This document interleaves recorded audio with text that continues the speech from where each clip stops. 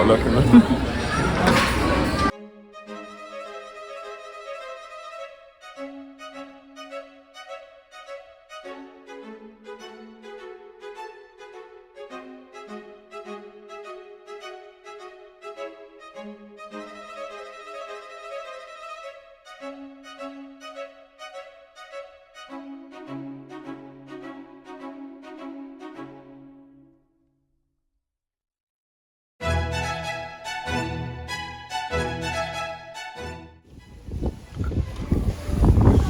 Oh, is lekker koud. Multi. Ja. Baie lekker bier, ek het nou net 'n slukkie gehad.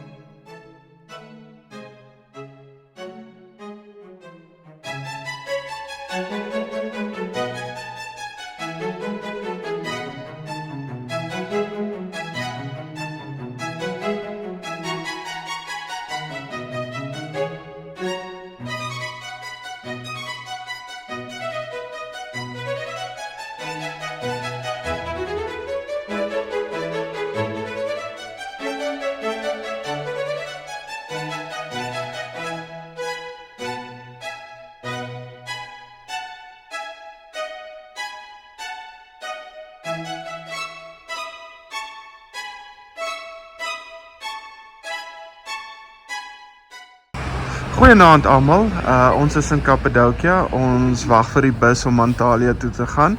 So sê vir my, wat was vir julle die lekkerste gewees in Kappadokia? Die lugballonne. Crystal Mental. Die skitrip, toe die vrou my voet onder my uithaal. Ok, julle en sê vir my, wat was die slegste gewees? Die slegste vir my was die oom wat 5 keer 'n dag so lelik sing en my wakker maak in die oggend. Daar was niks sleg aan Kappadokia nie. Ons moes die hele tyd vir Asians wag op die bus, want hulle is altyd laat.